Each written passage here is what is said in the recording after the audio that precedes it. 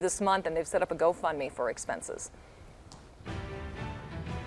We want to get right out to some breaking news in Boulder. A large police investigation at an RTD station. It is disrupting the commute, and it's connected to an earlier crash and carjacking. We'll get to the traffic impact in just a moment. Yeah, a wild chain of events here. We do want to get an update from Denver 7's Veronica Acosta, who is live near the large police presence in Boulder. You're just west of Highway 36 near Table Mesa Drive.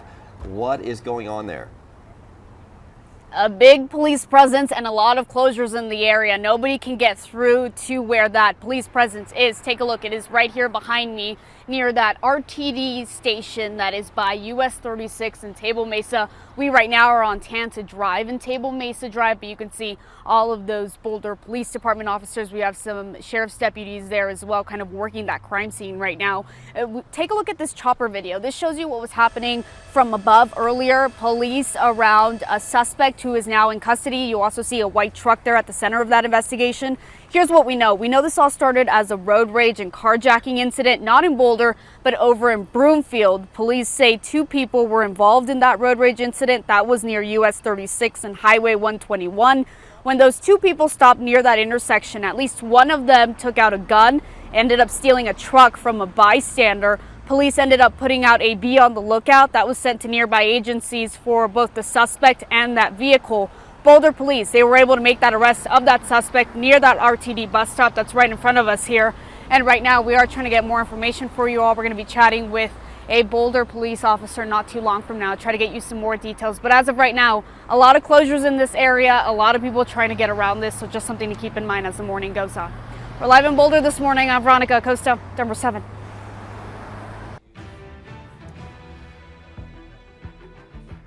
Yeah, police are looking at, obviously for this investigation for quite some time. So let me show you the area where we're talking about.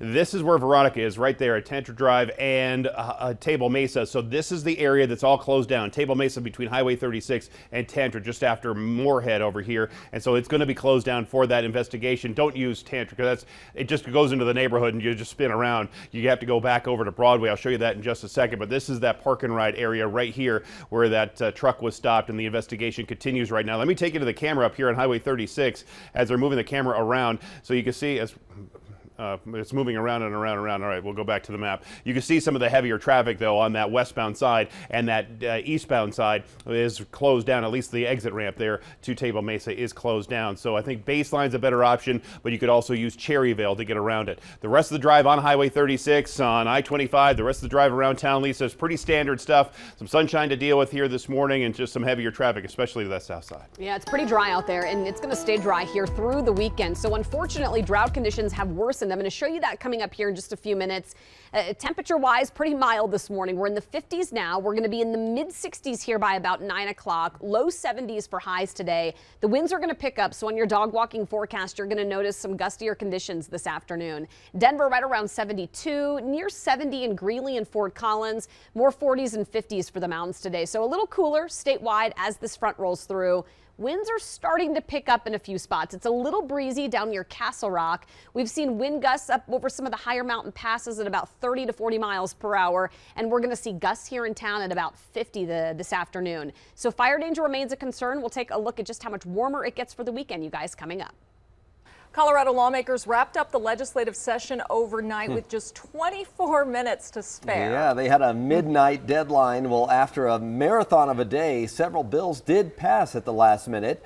They included one of the most controversial ones of the session, the fentanyl bill, which increases penalties for possession of the dangerous synthetic opioid. Denver 7's Jessica Crawford is at the state capitol with the last-minute changes made before this bill could pass. Jessica. That's right. The big questions overnight were, should fentanyl possession be considered a felony or should it be considered something less? That's what lawmakers had to compromise on. And here is what they found. All the earlier things that were in the bill still remain there. Harsher punishments for dealers and more money for drug treatment and testing is in that bill as well. When the Senate passed its version last Friday, it included an amendment that reduced the threshold for felony possession to charges from 4 grams to 1 gram, and that's still enough of the drug to kill 500 people. The deal reached in a conference committee late last night is that if a defendant can convince a jury that they did not know their drugs contain fentanyl, the felony charge could be dropped to a misdemeanor. Critics argue that that opens the window for all cases to be considered misdemeanors moving forward. It's either I want to get this drug off my streets, or the others say, well, we want to just learn to live with it. I don't want to learn to live with this drug killing kids. I don't want parents to have to worry about whether or not their kid's going to come home from a Saturday night party. What we're saying is that if you do come in contact with that fentanyl unknowingly, that you're not a felon. And that's so very important. We heard story after story after story of people who died from accidental or unknowing fentanyl poisonings. They should not be wrapped up in this. Representative Mike Lynch, one of the sponsors of the original bill, asked for his name to be taken off of it because he thinks that this final version just does not go far enough. He released a statement saying, in part, law enforcement has been clear on their position and adamantly opposed anything less than a felony charge for any amount of fentanyl possession. They've told us what they need in order to make decisive action and to save lives across our state. Governor Polis issuing a statement overnight calling the compromise bull legislation, saying that it goes a long way towards saving lives. We're going to hear more from him this morning at 9:30. Live from the Capitol, I'm Jessica Crawford, Denver 7. All right, thank you, Jessica. And right now on the denverchannel.com, you can find a complete list of the bills that passed this legislative session. Well, as our fire danger remains high across the Front Range, a cause of a small fire near Evergreen Parkway and Highway 40 is still under investigation today, although thankfully crews were able to contain it to a 1/4 acre. But we know it doesn't take much for small fires like that to spread rapidly. We saw that with the Marshall fire. Boulder County is now looking into ways to prevent a similar tragedy. Rules currently in place in the foothills area of the county will be extended county-wide. That means ember-resistant construction materials on the roof, attic venting, non-combustible gutters and downspouts, changes to decking and fencing materials. And despite the importance of these changes, officials say they are aware of the costs. Many of these materials are very comparable in terms of their cost to other traditional building materials. So we were really very, very aware that that many of these folks who are rebuilding are experiencing financial hardships. Many of these folks are underinsured, and we wanted to make sure that we weren't putting any obstacles, financial or otherwise, in their way.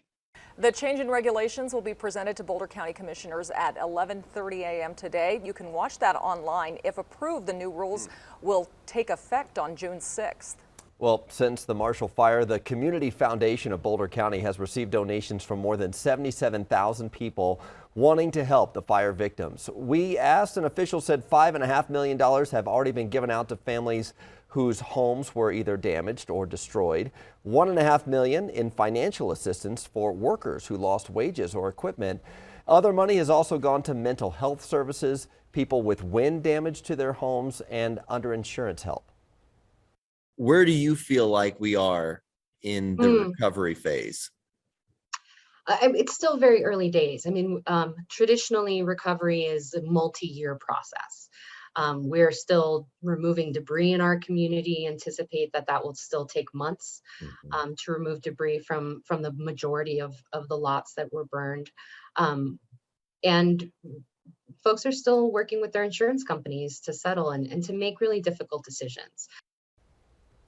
It's been a slow process, an emotional process. She went on to tell me that anyone impacted by the Marshall fire can get up to 10 sessions with a qualified mental health therapist for free.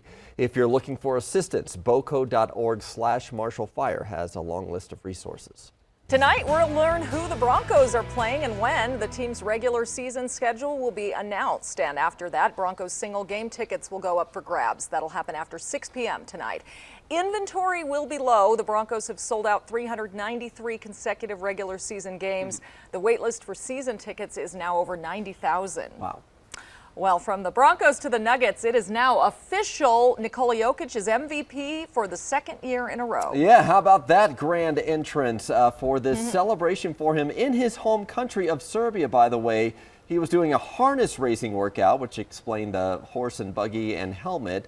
But when he pulled back up to the barn, Nuggets head coach Michael Malone, team president Tim Connolly, and president Josh Kroenke were waiting for him. They traveled all the way there to award him with the crystal ball for the MVP, and Jokic was able to share some hugs with his team and his wife and his daughter on hand while a band played. It's a really emotional moment for me, of course.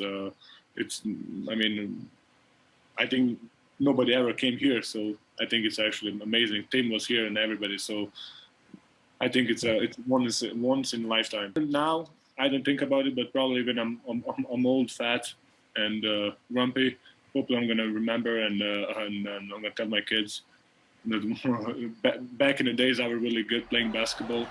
I love how his two worlds collided there with the basketball trophy and the horse in the background. The 27-year-old, by the way, averaged a career high 27 points, nearly 14 rebounds per game this season. He was the first player in league history with 2,000 points, 1,000 rebounds, and 500 assists in a single season, and the 13th player in league history to win it back-to-back.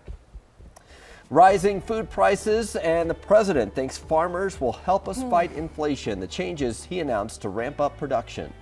Plus, the high-tech glasses that could forever end the need to learn a second language. And really, it was the kids that kind of started the program themselves. meaningful mentors. I'll introduce you to a group of local students who are bridging the divide between groups that may not normally meet up.